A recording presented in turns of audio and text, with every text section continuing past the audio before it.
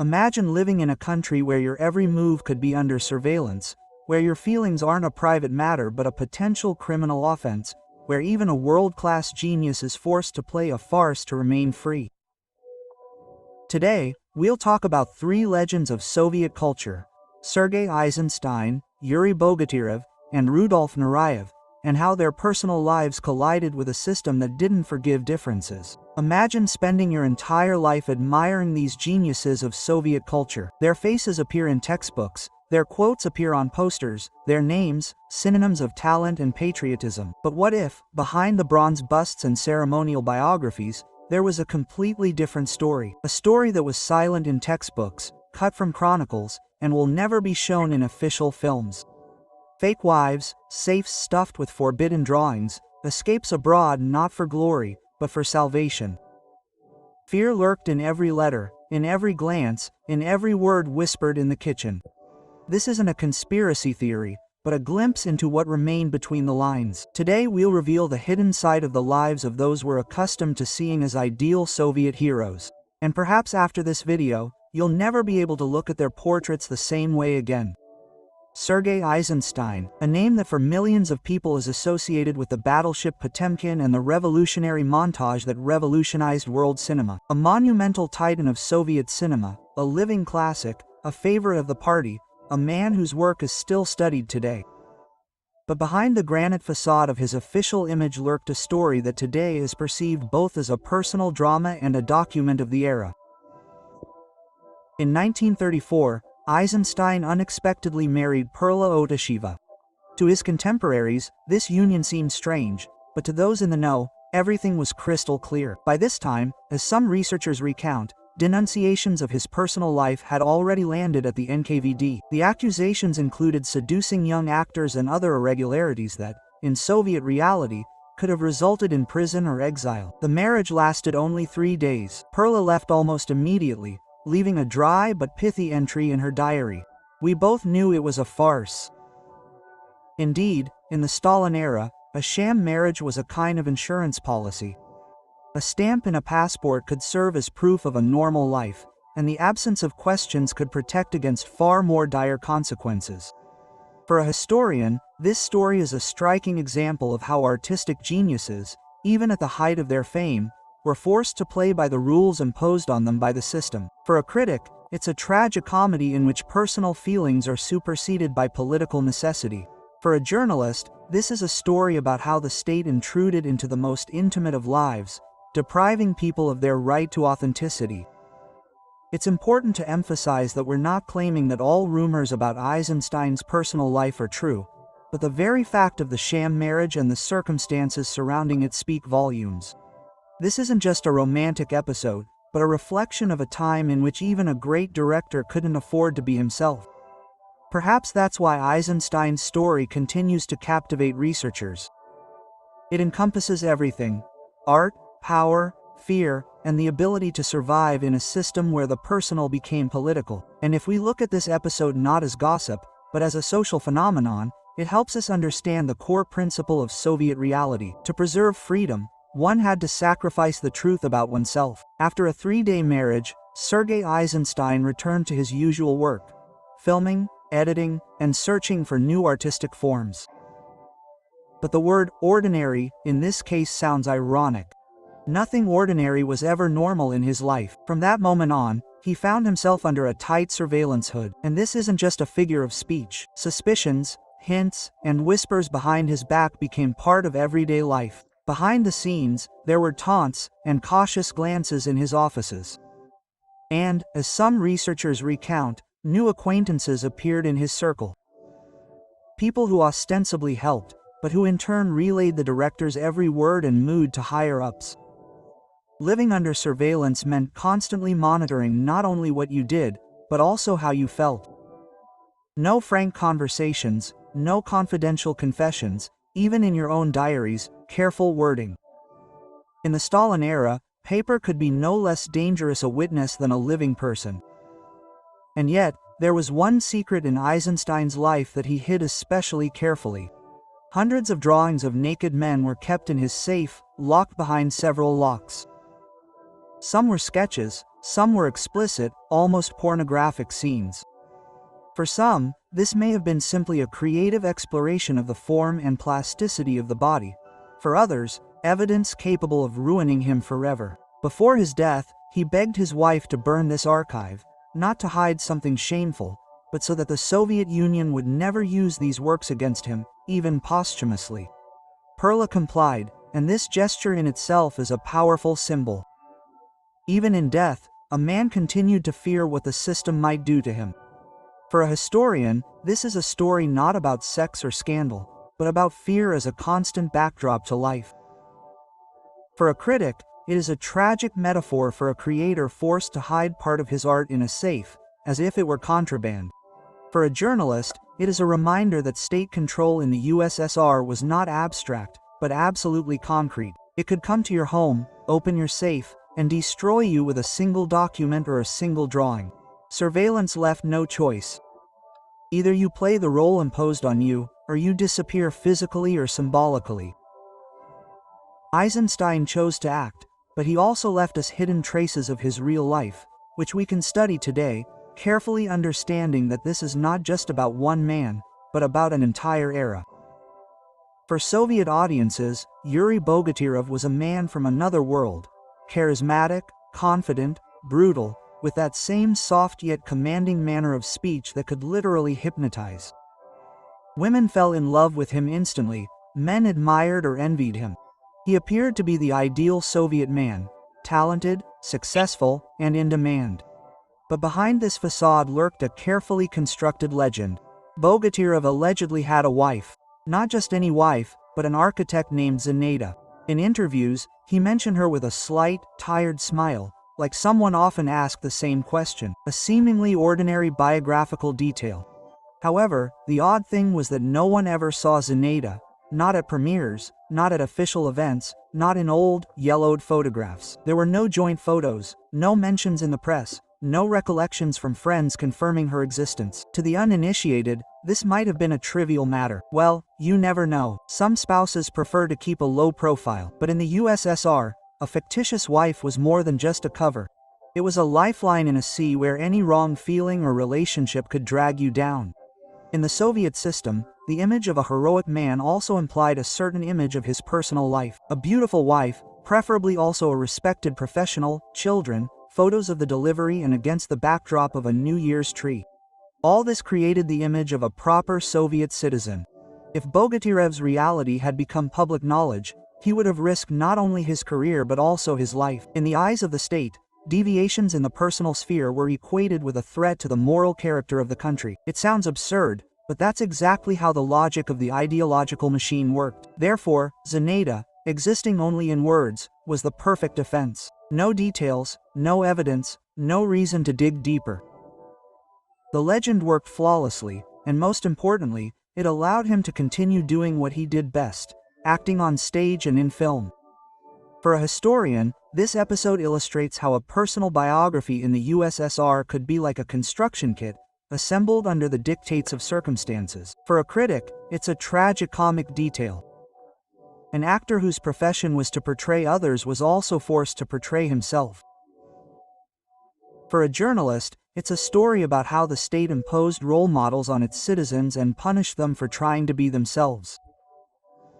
The legend of his wife Zinaida is not a joke or a fabrication for convenience. It's part of a complex mechanism of survival in a country where even talent and popular love didn't guarantee freedom. Yuri Bogatyrev passed away suddenly. The official obituaries were written in the familiar Soviet vein. A tragic accident, heart, fatigue, the stress of the acting profession. Everything is decorous, and smoothed over. But, as often happened in the USSR, a deep rift existed between the official version and reality. Friends and colleagues knew that in the final years of his life, Bogatyrev increasingly appeared tired and internally devastated. Yes, he shone on stage, and was collected and professional on set, but behind the scenes, he was overcome by entirely different feelings. There were rumors of prolonged depression, a dependence on antidepressants, and how alcohol had become his way of numbing his inner pain. His death occurred after a party. There was laughter, jokes, the usual atmosphere of lightheartedness and fun in the artistic community. But beneath this surface lurked a man tired of constant performance. At some point, he became ill. An ambulance was called. Felcher administered an injection, according to one version, unaware of the medications the artist was already taking. The combination of drugs proved fatal. For a historian, this death is more than just an individual tragedy. This is part of a larger portrait of a time when artists, even the most beloved and protected, lived in constant internal conflict. On the one hand, there was the stage, applause, and recognition. On the other, the impossibility of speaking openly about oneself, the need to conceal parts of one's life, and the constant fear of exposure. For a critic, this story contains a terrible irony. Bogatyrev died from incompatibility, the incompatibility of truth with Soviet reality. His talent, charm, and popularity could not compensate for the inner emptiness left by the inability to live in harmony with oneself. The journalist sees a familiar pattern in this case. Tragedy is transformed into a dry formulation, excluding everything that might cast doubt on the image of the ideal Soviet artist. Thus, death becomes another element of state censorship, albeit posthumous. Perhaps, had he lived in another country or at another time, his story would have turned out differently. But in the USSR, even the end of a life could be rewritten to suit the correct image. And this is precisely what makes Yuri Bogatyrev's fate not only a personal tragedy but also a symbol of an entire generation forced to hide behind fictitious biographies and public smiles. Rudolf Nureyev is a name that still resonates today as a symbol of world ballet. His technique, charisma, and ability to transform every appearance on stage into an event, all of this made him one of the most important figures in the history of dance. But Nureyev's path to international fame began with the riskiest step of his life: his defection from the Soviet Union. The official Soviet narrative explained his actions simply by saying he couldn't resist the temptations of the West and craved luxury and bourgeois pleasures. Newspapers cautiously described him as a talented artist who had betrayed his homeland. This label was meant to dismiss any questions. Why flee the country that gave you an education, the stage, and recognition?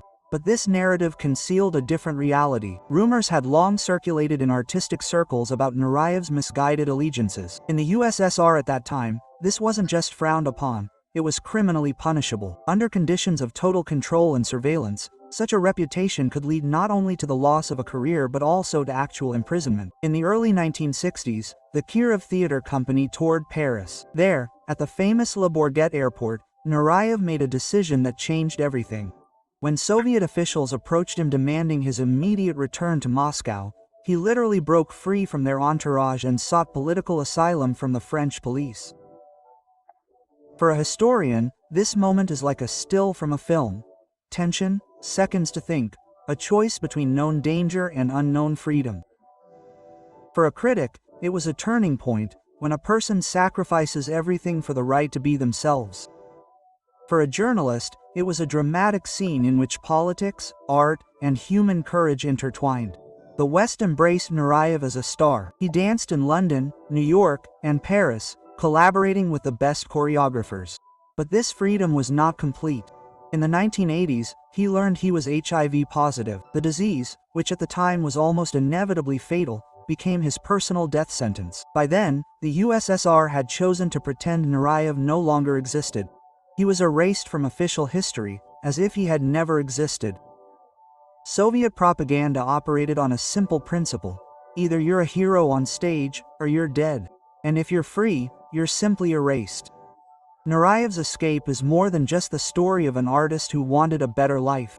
It's a story of how, in a system where identity is subordinated to ideology, sometimes the only way to remain oneself was to leave forever. After Rudolf Nureyev remained in the West, it was as if the erasure button had been pressed in the Soviet Union. His name ceased to appear in newspapers. Recordings of his performances were removed from broadcasts, and ballet training materials either didn't mention him at all or only mention him in passing, as a former dancer. For Soviet propaganda, Nureyev's situation was extremely awkward. On the one hand, he was one of the most prominent representatives of the Soviet ballet school, a man who could have become a symbol of the country's cultural might. On the other hand, his defection and rumors about his personal life categorically clashed with the image of the ideal Soviet citizen. Therefore, the simple but effective method of silence was chosen. No refutation, no justification, no argument, simply pretend he didn't exist. This worked especially well under conditions where the state controlled all information channels. The younger generation of dancers in the USSR might not even know who Nureyev was if their teachers were hesitant to tell the truth. Meanwhile, in the West, Nureyev was becoming an increasingly legendary figure. His partnership with Margot Fonteyn and other ballet stars, his productions at leading theaters around the world, and his status as an icon in the cultural sphere, all of this created a near mythical aura around his name. The Soviet leadership had to watch their former artist gather crowds in Paris and London, but publicly, it was taboo. For a historian, this paradox is obvious. A system that prided itself on its achievements was forced to deliberately erase one of its most celebrated names to prevent ideological contamination. For a critic, this is an example of how a state can be willing to sacrifice cultural heritage for the sake of political expediency. For a journalist, it's a story of censorship taken to the extreme. It's particularly telling that after Nureyev's death in 1993, there were no major publications or official words of recognition in the USSR, and then in Russia. He died for the country twice. Once when he remained in Paris, and again when he physically departed this world. The silence surrounding Nureyev's fate is not just an episode in the biography of one artist. It's part of the mechanism by which memory worked in the USSR. Inconvenient people weren't criticized, they were erased. And in this silence, one hears far more than in the most outrageous accusations. The Soviet Union knew how to create legends, and this wasn't just a skill, it was a genuine state technology. Artists, directors, actors, and athletes were transformed into icons with carefully edited biographies. Sergei Eisenstein became the father of Soviet cinema. Yuri Bogatyrev, the country's sex symbol. Rudolf Nureyev, a ballet god. These images were simple and convenient, a genius dedicated to his cause, completely loyal to the state, impeccable in both his art and his personal life. There was no room for weakness, doubt, or internal conflict. Anything that could undermine this ideal image was either cut out or rewritten. But behind the facade of bronze busts lurked living people with fears, desires, and everything considered unacceptable or dangerous in the USSR. Eisenstein, who hid his drawings in a safe.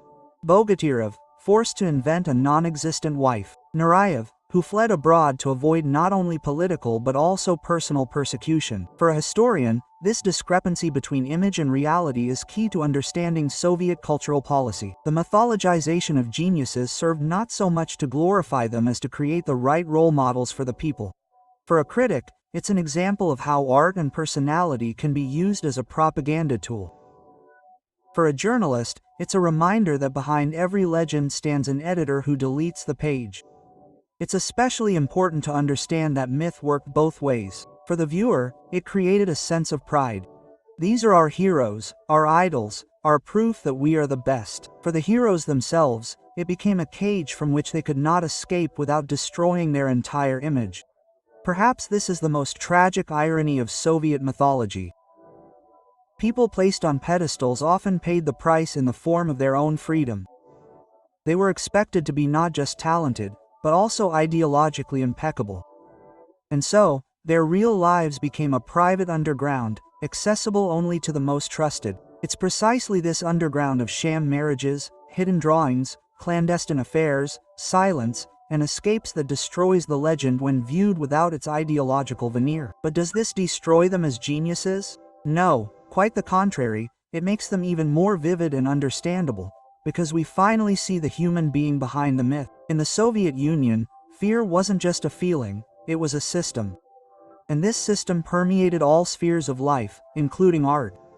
Censorship wasn't just about what could be shown on stage or in film. It permeated private lives, social circles, romantic relationships, the very possibility of speaking honestly about oneself. For an artist, fear began with the understanding: your talent isn't your property. It belongs to the state. It decides where you'll work, what you'll stage, what roles you'll play, and what you'll say in public meetings. Even traveling abroad wasn't a right, but a privilege that could easily be taken away. It was this fear that determined destinies. Sergei Eisenstein, returning from a trip abroad, already knew that denunciations about his personal life had landed in the right hands.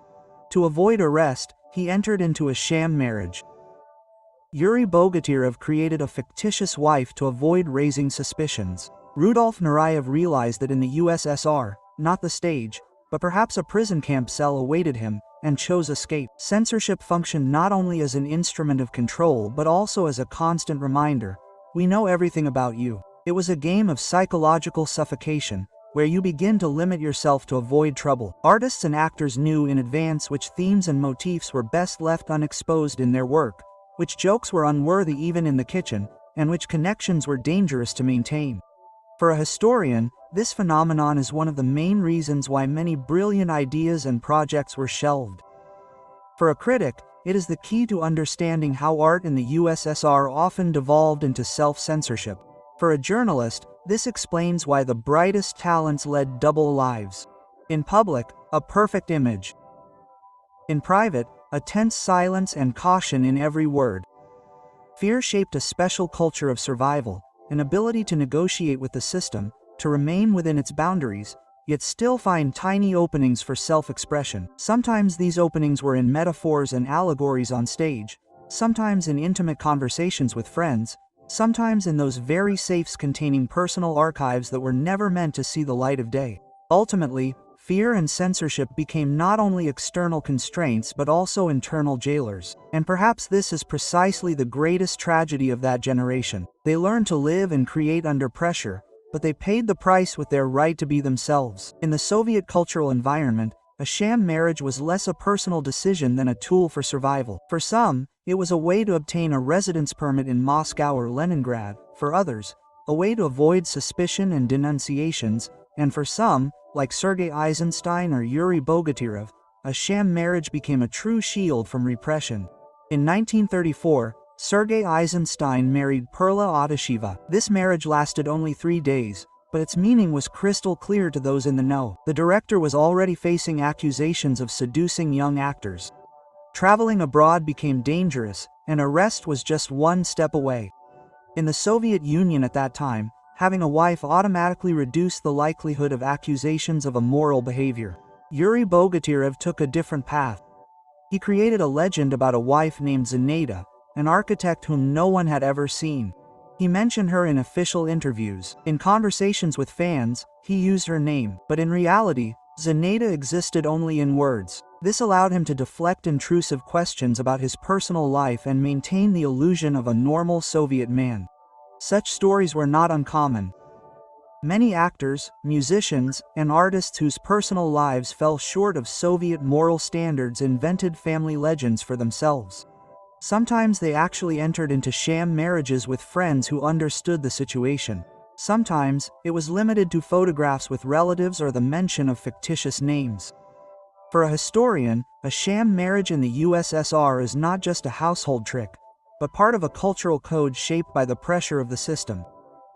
For a critic, it symbolizes how deeply the state penetrated private lives, forcing people to construct dual biographies.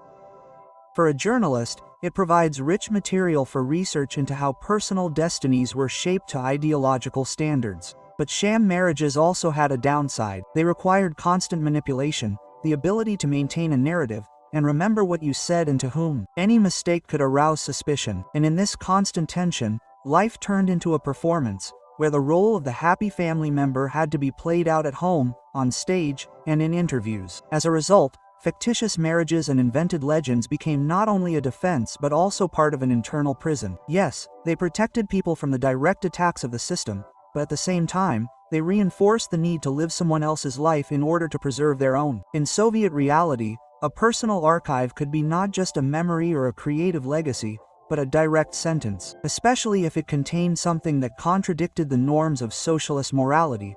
Photographs, letters, diaries, drawings. All of this could become evidence in a case that ended not in acquittal, but in a camp. The story of Sergei Eisenstein is one of the most striking examples. After his death, his relatives discovered a safe filled with drawings of naked men, sometimes of an overtly erotic nature. For art, these were works reflecting the master's inner world and aesthetic interests, but in the logic of the USSR, they represented a direct threat to his name and his entire reputation, forged by propaganda. Before his death, Eisenstein desperately begged his wife to burn these materials so that they would never fall into the hands of the authorities or into public view. She complied. The safe, which could have become an art world sensation, vanished in the fire. And with it, a piece of the truth about a man the country knew only through the prism of official myth. Such cases were not isolated. Many actors, directors, artists, and writers destroyed their personal archives before their deaths or in moments of danger. These were not simply creative drafts, but keys to their inner lives. Love letters, photographs with loved ones, notes on real events, anything that didn't fit into the ideological narrative. For a historian, this is a tragedy. Along with the destroyed archives, unique material that could have helped understand the man and the era is lost. For a critic, this is a clear example of how censorship operates not only from without but also from within, forcing people to voluntarily deprive the world of part of their truth. For a journalist, it's a story about how fear of the system can be stronger than the desire to leave a mark on history. This practice also has a conspiratorial undertone. Some researchers suggest that some of these archives did end up in the hands of state security agencies and were stored there in closed, special collections. We're not claiming this to be fact, but the very idea that hidden creative legacies lie somewhere behind closed doors only heightens the aura of mystery surrounding these stories. The destruction of personal archives in the USSR was always an act of self-preservation, but it also involved sacrifice. By destroying their records, people erase not only traces of something dangerous but also a part of themselves. And this is perhaps one of the quietest, yet most profound, tragedies of Soviet cultural history. In the Soviet Union, a person's fate after death depended not on their work, but on how they fit into the party's ideological line. This meant that the memory of an artist could be either carefully preserved or just as carefully erased. And it was in this space between fame and oblivion that the quiet drama of reputations played out. Sergei Eisenstein is an example of someone who was officially canonized. His films were shown to students, his name was spoken with respect, but only within the framework of a convenient image, that of a director faithful to the ideals of the revolution. Anything that didn't fit this image was hushed up. His personal aspects of his life, internal conflicts, and inconvenient passions were completely excised from the narrative. As a result, after his death, Eisenstein lived on in the public memory, but as a bronze bust, not a living person. Yuri Bogatyrev is a different case. His death in 1989 was surrounded by official obituaries, citing professional fatigue and heart failure. No mention was made of personal problems, depression, or tragic incompatibility with the times. For the masses, he remained a symbol of masculinity and charisma, though the real story was far more complex and dark. Rudolf Nureyev, however, died for the USSR long before his physical demise in 1993. His name was rarely mentioned, and when it was in the context of betrayal of the motherland. After the collapse of the Union, he gradually began to return to the cultural scene, not as a Soviet artist, but as a world star who had only just begun his career in Leningrad. For a historian, the posthumous fate of such people is a mirror of how state memory policy is changing. For a critic, it is a way to see how myths live on even after the death of their heroes, sometimes completely replacing reality. For journalists, it's a reminder that an official biography can be as carefully constructed a work as a feature film. There's also a conspiracy theory that in some cases, posthumous reputations were deliberately manipulated with long-term intent. We're not claiming this to be fact, but the very logic of the Soviet system suggests that convenient memory was more valuable than authentic memory. In this sense, death didn't free a person from state control. It simply transferred that control to archives, textbooks, and public speeches. The posthumous fate of such figures in the USSR isn't simply a question of history. It's a question of who owns the memory, the individual, the people, or the state. And looking at these examples, the answer isn't always comforting. Today, decades after the events we're discussing, the main question arises: why even broach these topics? After all, we could leave everything as is: beautiful legends, bronze busts, pride in our geniuses. But the problem is that myths, no matter how lofty they may seem, deprive us of the opportunity to understand real people and a real era. When we remove from Eisenstein's biography his fear, his forced sham marriage, and his secret drawings, we deprive him of his human dimension. He becomes merely a propaganda tool, not a living creator who knew how to struggle, make mistakes, and be afraid. When we ignore the tragedy of Yuri Bogatyrev, we retain only the image of a strong and charismatic man. But behind this image lay a profound drama of loneliness and incompatibility with the system. When we speak of Nureyev only as a traitor or a hero, we ignore the complexity of the choices made by a man who had to save not only his career but also his own life. For a historian, truth is more important than legend, because only truth allows us to see cause and effect, to understand why the destinies of people in the USSR unfolded as they did. For a critic, this is a way to free art from the oppression of ideology, to evaluate the creator not by their loyalty, but by the power and depth of their work. For a journalist, it is a duty to remind that behind every famous name stands a person with their own weaknesses and fears. Yes, dissecting such stories is emotionally dangerous. Some people find it unpleasant to hear that their idol was not like the one depicted in school textbooks, but that doesn't mean the truth is unimportant. On the contrary, it is precisely an honest look that allows us to understand the heavy price of creativity under a totalitarian system. There is another reason. In today's world, where information is distorted at an incredible rate, we must learn to distinguish reality from the constructed, correct version. Soviet myths are an excellent textbook on this topic. They show how easy it is to create an ideal image by cutting out all unnecessary details, and how difficult it is to later reconstruct the true picture. We do not claim to know the whole truth. Many details will forever remain in the shadows, destroyed by archives, burned letters, and the fear of witnesses. But we can at least try to piece together the fragments into a coherent story, not to expose anyone, but to return to these people what was taken from them in life: the right to be themselves, with all their contradictions, mistakes, and victories. And now that you've heard these stories, try to answer honestly. What's more important to you, myth or truth? The legend of an infallible hero or the story of a living person with fears, mistakes, and secrets? We don't claim to know all the details. Many of them disappeared along with destroyed letters and burned archives. But what remains is enough to understand. Soviet culture is not only great films, roles, and dances, but also tragedies hidden beneath the gloss of official history. Tell us in the comments whose story resonated with you most today, and why. Be sure to share your opinion. It is your thoughts that bring this conversation to life. Subscribe to the channel to stay up to date with new episodes, where we'll debunk myths and look at history without embellishment. It may be uncomfortable, but it's the only way to see the past as it truly was.